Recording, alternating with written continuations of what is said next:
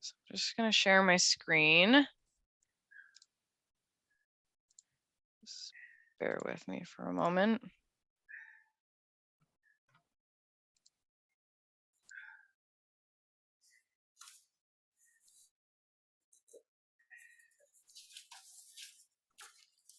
Okay, can everybody see that? Yeah. Okay, perfect. Okay, so my name is Jen, and I am a fire inspector with the Hamilton Fire Department. I've worked here for just over 2 years. Sorry, I can't get my mouse back onto my screen to switch slides. There we go.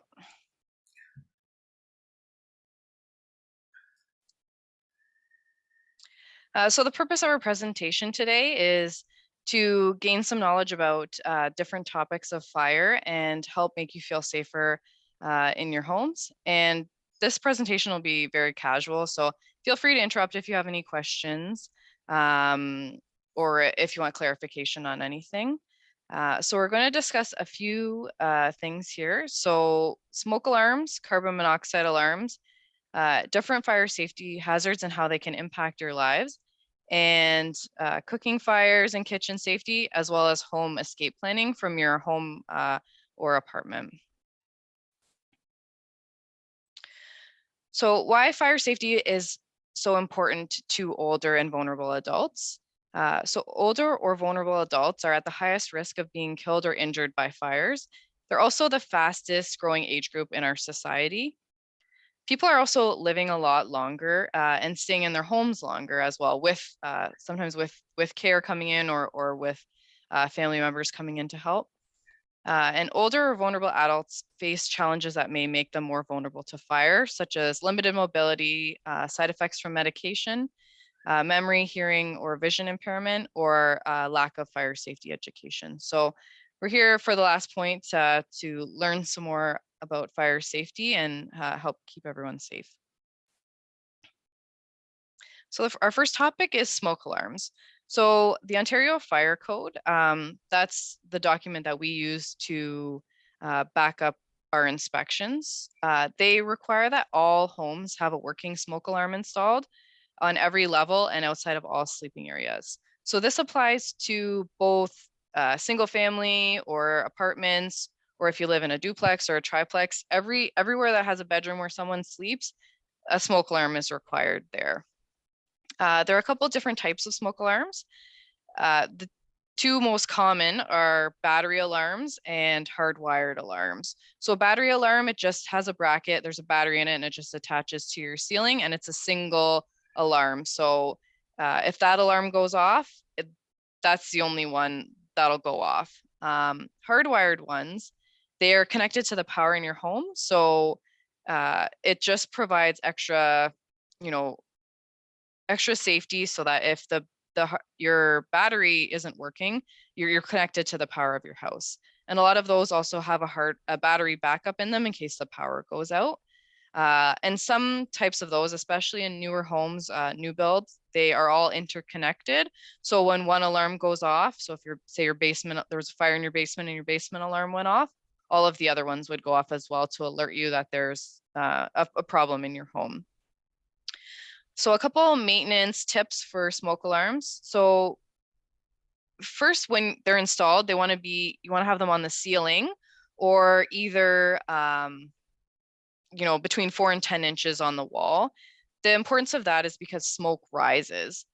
So if you've got your smoke alarm just sitting on a table or on a shelf, that's not really going to help you because the smoke's going to go up past that and it's not going to be able to detect the smoke. So it's going to reduce the amount of time early warning that you have that there is a fire.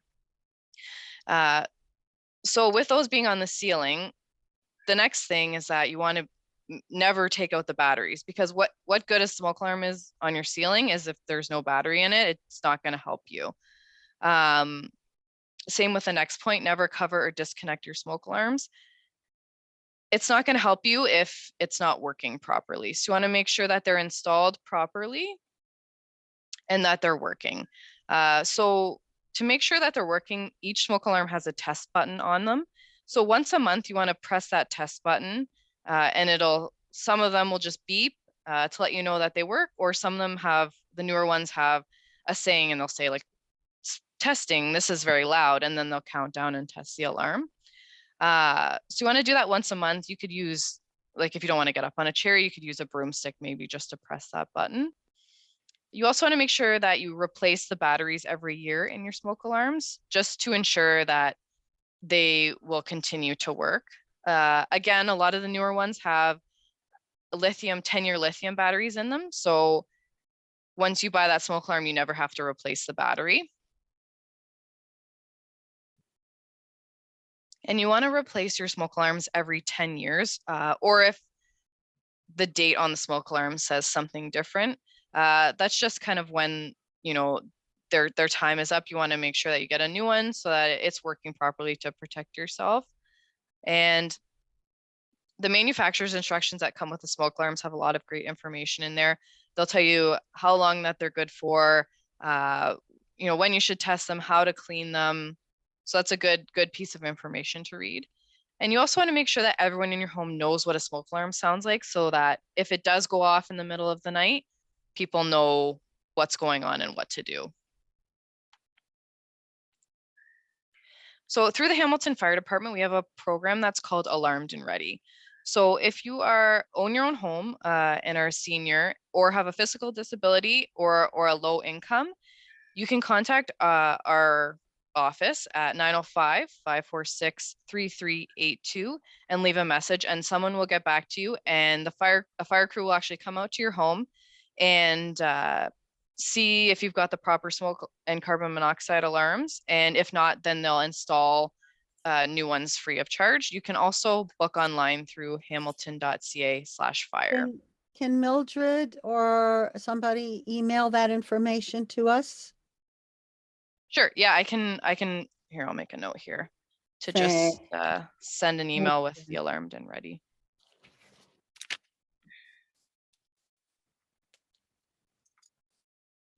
Got to make a note, otherwise I will forget. And if you live in a rental unit, it's the owner's responsibility to install and maintain those smoke alarms. However, you are responsible as a tenant to inform your landlord that it's not working. So if your smoke alarm has a low battery, and you need to call the owner to have them come fix that. If they are not responding to you kind of, within a reasonable amount of time, then you can contact us, and we can come out and take a look and get the owner to come and fix that for you. Next slide here. So carbon monoxide alarms.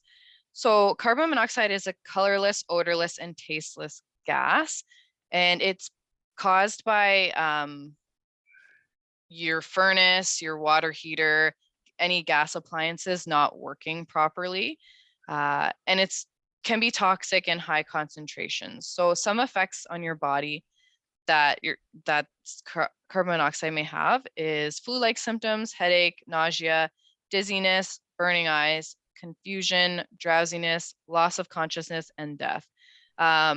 Symptoms of carbon monoxide, usually if you're at home, you may feel these, but if you go outside or go to work or go to someone else's house, you might feel better, and then when you come back home, start feeling bad again. So that's one thing to keep an eye out. So carbon monoxide alarms must be installed in any residential building where there is a fuel burning appliance, fireplace, or an attached garage. And you want to have them installed outside of all sleeping areas in the home. The reason for this, a lot of the common misconception kind of is that they need to be installed in the furnace room. And it's great to have an extra one in there, but if your furnace room, is in the basement, and then your bedroom's on the second story, if you're sleeping at night, you're probably not going to hear that. So that's the reason for installing them outside of sleeping areas, so that if they do go off in the night, you're going to be able to hear them. Personally, in my house, I have I live in a townhouse and it's a basement with two main floor, and then bedrooms are on the second level, and I've got one on each level, just, you know, to be extra safe. So they are requirements by the fire code or outside of the bedrooms, but I always say the more the better. I found that the ones, we had one upstairs in the hallway, and we have the smallest bathroom I've ever seen in my life. So every time you took a shower, it set it off. So we set it at a different spot in the hallway, but we have one for each floor, not one outside each bedroom and not one in each bedroom. So is that for smoke alarms that you're talking about? Smoke alarms, and we have the smoke alarm, gas alarm, one on each floor. Okay, yeah, that's awesome. Each floor Yeah, has so one. yeah, so there's two different types of smoke alarms, and that's what we hear a lot. Like if your shower is setting it off, that type of smoke alarm is called photoelectric. That is more sensitive, so that's why it's going off if you're the steam from the shower. So it's good, yeah, if you just move it to a different location on the ceiling. And yeah, so the new, like what the fire code requirements are is for smoke alarms is one on every level, carbon monoxide alarms, one outside of each sleeping area in the home. In new builds, they're like for the building code, they're required in all of the bedrooms. So it's just adding kind of another level of protection. So, and for carbon monoxide alarms, like if you have a bedroom in the basement and a bedroom upstairs, then you're going to want to have one in the basement and one in the upstairs as well. So has anybody tested their carbon monoxide alarm or know what that sounds like? Yes, I think. Yeah. Yeah, so the carbon monoxide, they make a different sound, carbon monoxide and smoke alarms. So you may want to, after this presentation, test them and see the difference between the sounds. Carbon monoxide alarms usually has 3 beeps. So that way you know if they do go off in the middle of the night, which one it is. But there are, I think I bought the ones that it has the two things. The combination ones, yep, those The ones are good. Okay. Yeah, those ones are good as well, yeah.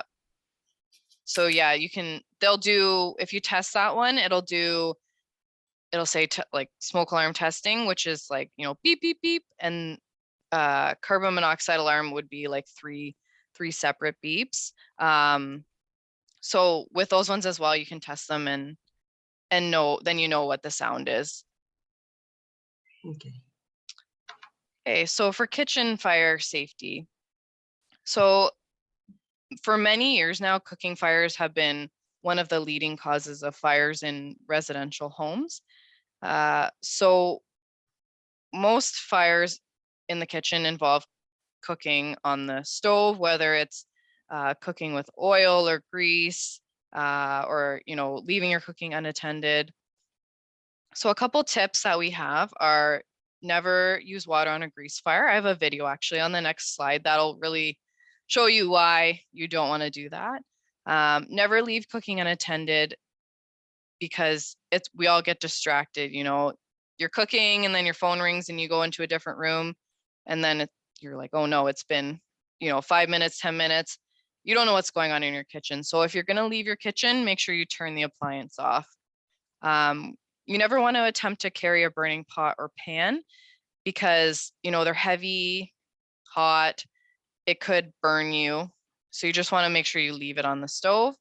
Always keep a lid nearby when you're cooking, because one of the suggestions that we have is if there's a fire with a pot on the stove, if you can slide the lid on safely without injuring yourself, the lid will stop the oxygen from getting to the fire, and that'll put the fire out eventually, because without oxygen, there can't be a fire, because there's 3 things that are, you know, need to be present for a fire to happen, which is fuel, heat, and oxygen. So if you don't have oxygen, if you remove that one of those 3 items, the fire will go out eventually. So that's why we suggest sliding a lid over top of what you're cooking. You I think always want to, oh, sorry. go ahead. I was gonna say the other thing that we always keep is we keep a big jar of baking soda by the stove. Because ours is gas, Oh, okay. right? Yep. So another thing, you always want to wear short or tight fitting sleeves when you're cooking to, reduce, especially with a gas stove. If you got a long sleeve on or a scarf or something, and it might get into that flame, then Had that happen. yeah, then you're in trouble. So you want to make sure to tight fitting clothes and that aren't loose. And you want to unplug any appliances when they're not in use, just to reduce, leaving them on, or sometimes appliances will short out. So if they're unplugged, then that's the safest bet.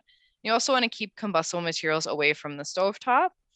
We all have, dish towels, and you maybe throw them on the counter or something, but you want to make sure to keep that away from the stove, because if a burner accidentally gets turned on and you've got, cardboard or a dish towel or something on top of the stove, that's gonna catch on fire pretty quick. And especially if you're not in the room, maybe a pet.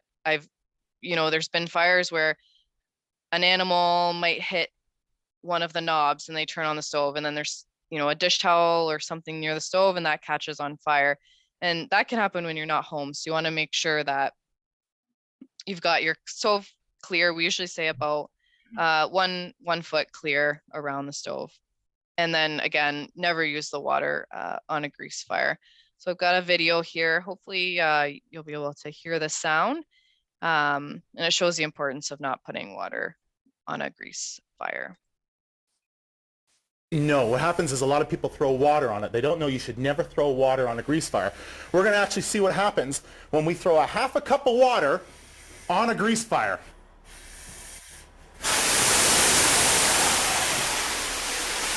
I love that sound.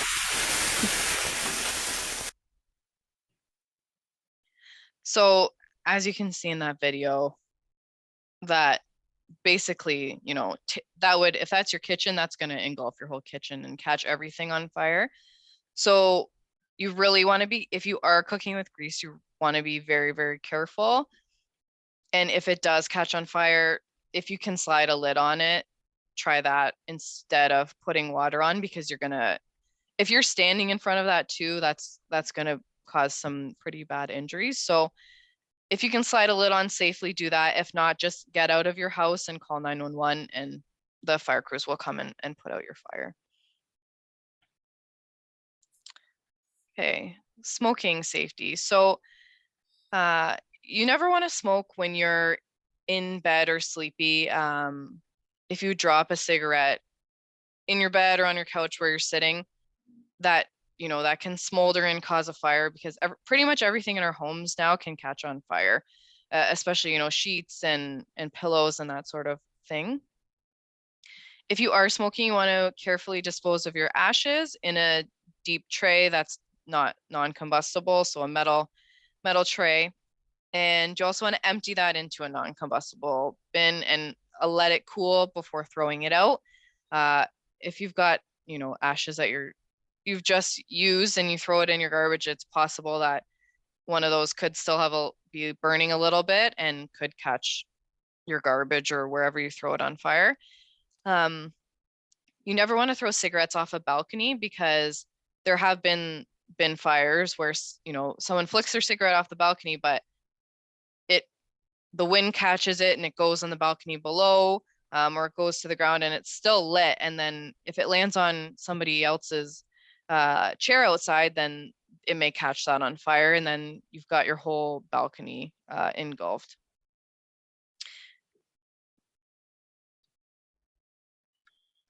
And you want to make sure to always check if you are smoking. Just check your seat cushions and floors to make sure that there's no cigarette butts there, just so they're not sitting there smoldering. And if you have children around or children in your home, you want to make sure to keep matches and lighters out of their reach. Children are very curious, and they may, they are very fascinated with fire as well. So they may, try and light the match, or, they don't understand that if I light this match and put it against something, it could cause a big fire. So you want to make sure to keep those like in a high cabinet where they can't reach, or a locked box.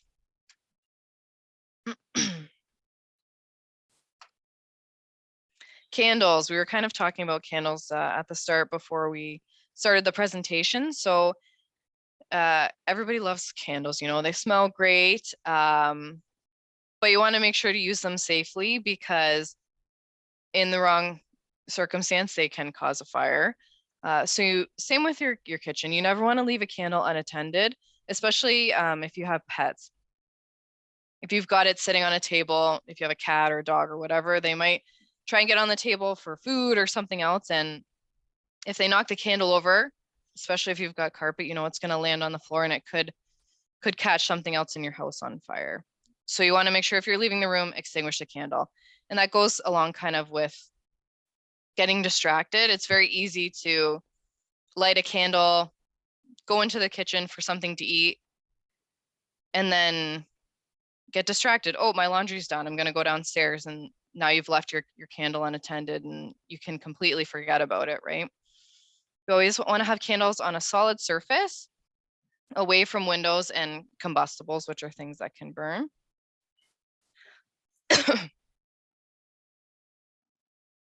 It's very dry in here, sorry.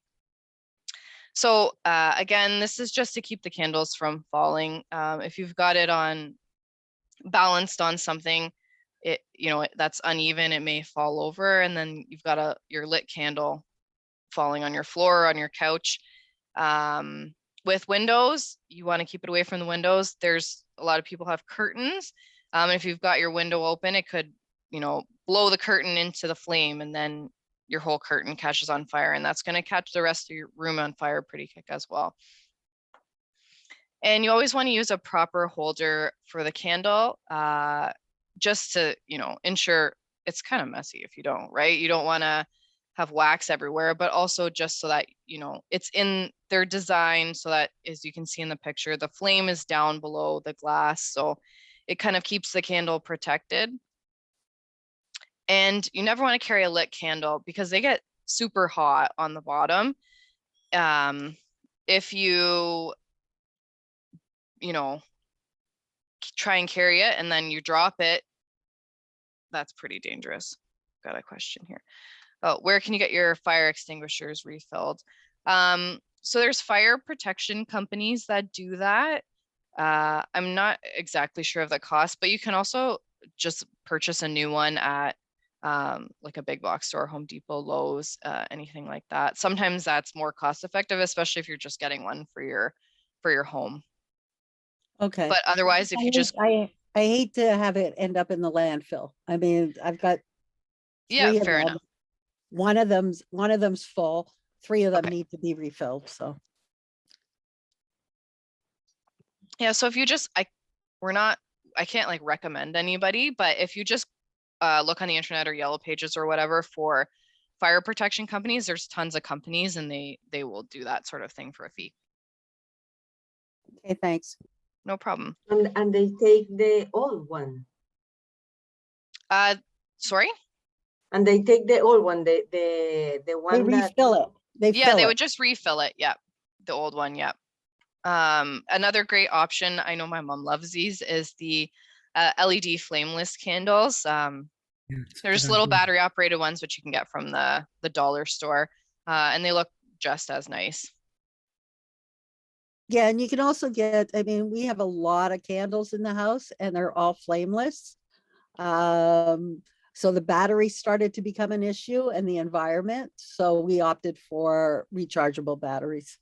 Oh, And perfect. they come on Yep. timers. They come on timers, which is fabulous. So Yeah, they can it's stay on for 2 hours and you can get them for outdoors. Like I have Yeah. them in the garden. Yes, yeah, I have outdoor ones as well that are like that. And you just, yeah, it's really nice. You can, have it set with the timer. So it comes on at, night if you're sitting outside, and then it goes off in the day or recharges. And that's a great option. Mm.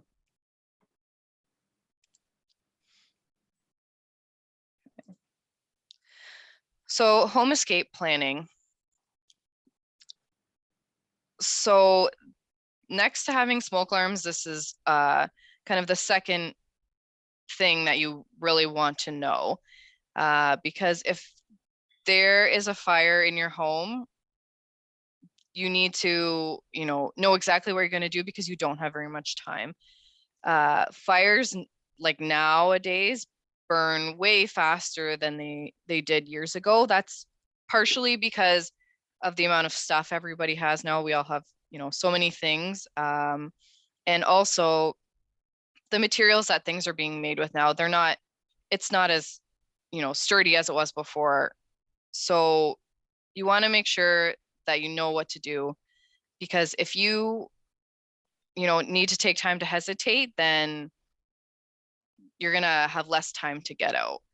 So I'm not sure, does anyone want to say, like, do they live in a house? Do you live in an apartment? I'm in a house. You're in a house? I'm in a house also. Okay, so you're both in houses. So we'll talk about houses first, and then I'll just okay, so we'll talk about houses first, and I'll just kind of touch on apartments at the end in case you have any friends that live in apartments you want to share with. So a couple of quick questions you want to check is, do you have clear access to your door or balcony? If it's the middle of the night, you might not have time to turn the light on. You don't want to trip over something if you're trying to get outside. Do you have a home escape plan? Does anybody have one? We kind of do. Mind you, I'm still waiting to get, because there's 3 bedrooms on the top floor. And I want to get one of those, the ladders that you put on the windows. Yep, the And I'm the roll down ones. Yeah, I'm still looking because some of them are one-time use only. Right. So I'm still trying to figure out which one's the best, because they're not cheap for rope. Yeah. I mean, really, they're not cheap. I might be able to make one cheaper than that. As far as for safety upstairs. And for downstairs, I'm in the basement. We have an exit door here, Awesome. right? So in order to get out fast enough. And That's the great. other thing that we got that was really quite interesting is I have solar lights. They Okay. sit Yep. on the side of the stairs, and I only needed to be Oh, 3 on. So if somebody doesn't turn on the lights, because my roommates don't always turn on the lights, and one person fell down the stairs because they were running in socks. So I gave them shit on okay. top of everything else. But because they're not allowed to fall or get broken in my house. So I Right. put the lights down so that whenever you walk by, the light comes on, and it's enough light for them to get down safely. Oh, yeah, that's a great idea. Yeah, And they're that cheap, definitely right? helps in the night. Yeah, that's a very cool idea. They're cheap, and the one at the bottom's the one where I have to change the batteries most often, because every time the dog walks by, the light Right. comes on. Right, it's used more. Is there anything wrong if there's like a fire to just to shut your bedroom door, put towels there, and kind of wait at the window for the fire department to extract you from your home? No, that's definitely an option. What we tell people is, if you can get out safely, Get then out. get out. But if it's, someone has mobility issues, or if the fire is blocking your exit, that's exactly what you want to do. You want to stay where you are. Block, like you said, block off with towels at the bottom to try and keep the smoke from getting in. And what you want to do in that situation is call 911 and say, I'm at, 123 Main Street, and I'm trapped in the second floor bedroom. I can't get out. And then the fire crews will know where you are. Now, Right. do you So- open your bedroom window or do you leave it closed? I'm just thinking oxygen. Well, if you can stay, like, if there's not smoke in there yet, if you can leave it closed, then that's good. But then maybe, like, once you've called 911 and they're coming, if you can hear the fire trucks, you could open the window and then you can signal them, like, Yeah. this is the window that I'm in. Okay. So you want to make sure that everyone who lives in your home knows the plan. So if you have small children or somebody who needs help getting out, you want to make sure, okay, I'm going to get that person, you're going to go outside and call 911, so that everybody kind of knows their plan. So if there is a fire, you're not running around, everybody, trying to do the same thing. And you want to make sure to have a phone handy to be able to call 911. So just reviewing again how to exit a building if there is a fire. So if you do hear your smoke alarm, we suggest having 2 ways out of every room. So for a lot of rooms, that's a door and a window. So if your smoke alarm goes off, you feel the door. If the door is cool, you want to open it slowly and look out. If you can't see fire, you want to stay low because, as I said at the start, smoke rises. So you want to stay low and get out of the house and call 911. And make sure, a very important thing is to not go back in the house, because fires grow so fast. If you go back in, you could easily get trapped inside. So you want to make sure to stay outside, and you want to have a meeting place with everyone. So everybody in your home knows, okay, if the smoke alarm goes off, we're all going to meet at, Mr. Smith's house across the street. Okay. So we do annual fire drills at retirement and long-term care homes. And it's very evident like who has practiced those, and they're very like, okay, good communication. Like I'm checking this room, the fire's in this room. So it's very obvious like who has practiced. So it would be the same thing in your own home. If you practice it and everybody knows what to do, you're going to get out very quickly. And if everybody's scrambling around, it's going to take you longer to get out. So that's why we really tell people to practice getting out of your home if there is a fire. So you can even, set the smoke alarm off and say, okay, everybody, like there's a fire in the basement or there's a fire, in the kitchen. How are you going to get out? And go through the steps. And then like you're asking at the start, if you can't get out, it's called defend in place. So you want to stay in place, and if you can, and then call 911 and let them know where you are, because they will provide the information to the fire crews that are attending and help you get out. Okay, so apartment fire safety. So we'll just go over this quickly since nobody lives in an apartment, but it's beneficial if you do know people that live in apartments, or if you happen to move in an apartment down the road. So a couple things you want to know is if your building has a fire safety plan. So most residential buildings, like over 10 people, they're going to have a fire safety plan. So you want to make sure the building, they're supposed to provide you a copy of that, or there would be a copy, posted in the hall. So you want to make sure you understand it and you've read it. If you need assistance to get out, the buildings keep a list of that. So you want to make sure that you let them know to get on that list. They can provide that information when the fire crews come.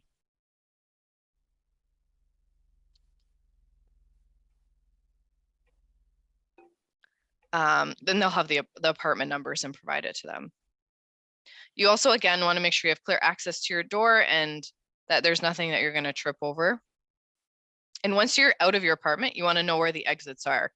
Most apartment buildings would have 2 stairwells. So you want to know, okay, if this stairwell is blocked, my other option is this stairwell. And you don't want to use the elevators in the fire.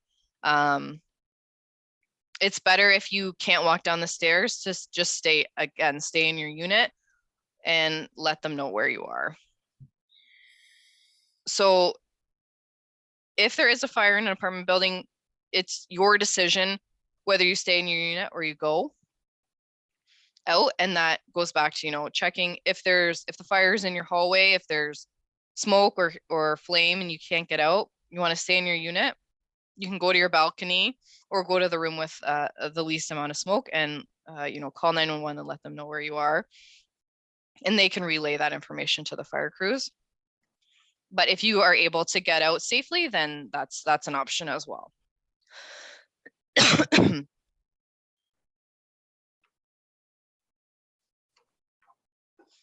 A lot of apartments, they have self-closing devices on the door. So that the self-closing device is basically like if you leave your apartment, then the door shuts behind you.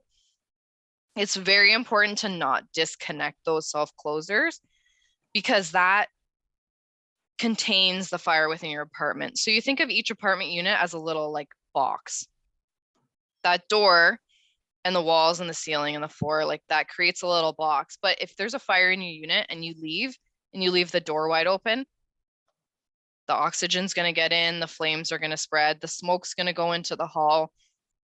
But if you shut your door behind you, for the most part, that fire and smoke's going to be contained to your unit.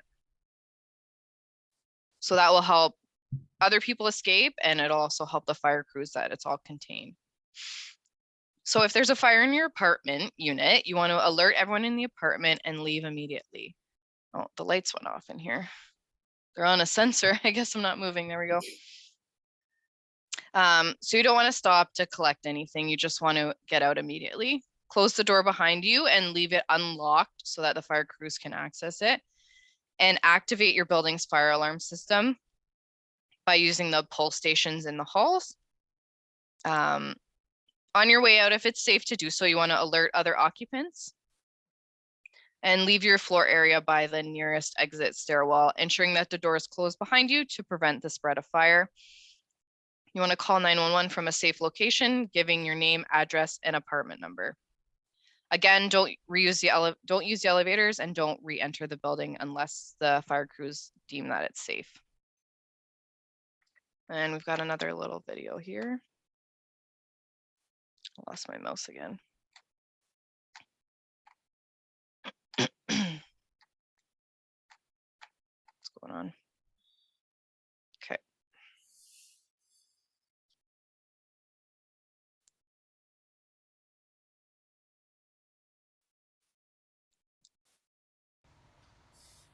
What you are seeing now is the alcove area in the living room of the simulation home.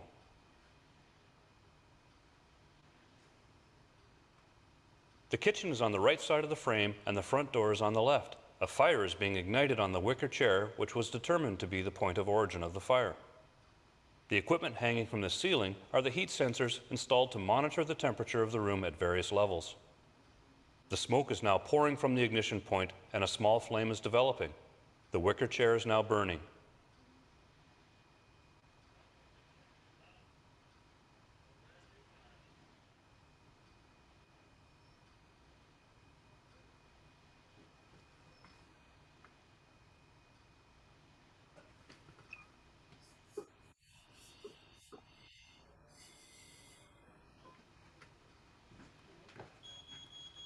The ground floor smoke alarm activates. Remember, there was no ground floor smoke alarm in the actual fire. The fire is still in its early stages, but you can see that the toxic smoke layers are already beginning to accumulate at the ceiling level. If the occupants were alerted to the fire at this point, they would have had more time to safely escape. In a fire, every second counts. There is no time to spare.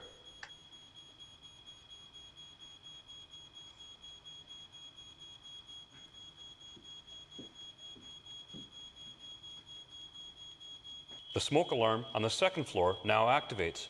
This is the alarm the family heard. At this stage, they are getting out of bed, gathering their children, and preparing to escape.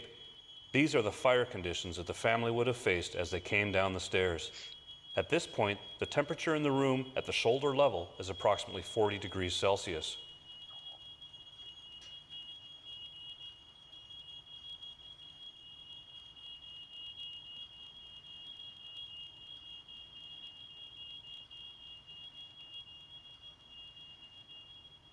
Watch closely what happens to the fire conditions when the front door opens and more oxygen is introduced into the room.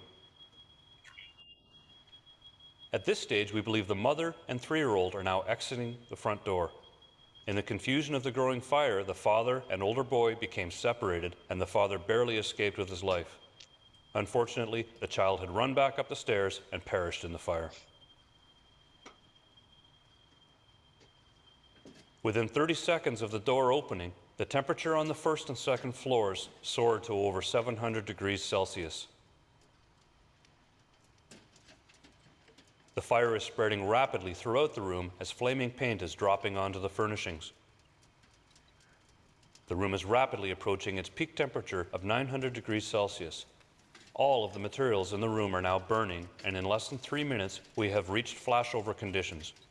No one can possibly survive these conditions. You can hear the front window shattering. These are the conditions that the firefighters faced as they entered the burning building in attempts to rescue the young victim.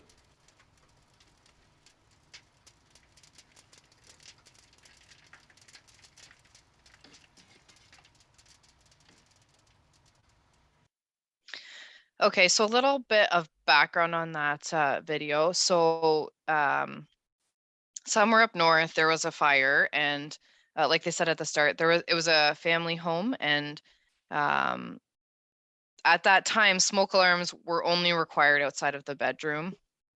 So the family, when their smoke alarm went off on they went to go outside, and as you could see, by the time the second smoke alarm went off, it was, there was already a pretty good fire going.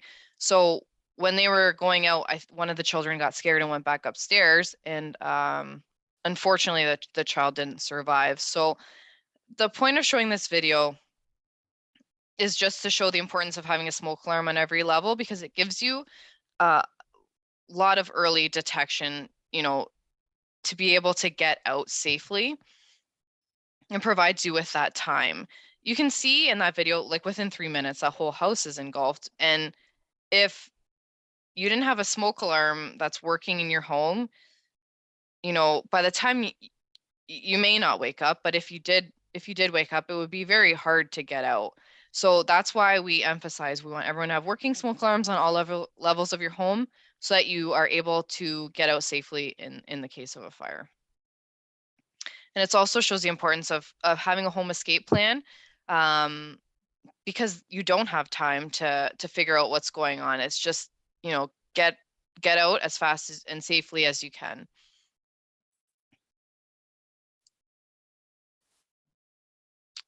So that's the end of the presentation. Thanks so much for listening and asking questions. If anybody has any other questions, you can let me know now, or I've got my email and phone number on here. I have a question. It's kind of, I understand, there's a fire, you got to get out, but what about your pets? Sometimes they will get out because Right. they're scared. The fire crews can also go in and get them, right? But we don't want, you looking around for your pets and not be able to get out. We want to make sure that you get out, and your pets may come out, or the fire crews can go in and get them out. But we don't want you to get trapped inside because you're looking around for your pets, especially because if they get scared, they may hide, right? So Yeah, they we want to probably make do. sure, Yeah. yeah, Hello, so we want to make sure you get out. Okay. Thank you. speaking. I'm just in a meeting right now. What's this about? If you reply to one of our e-blasts showing some interest in I will post the recording.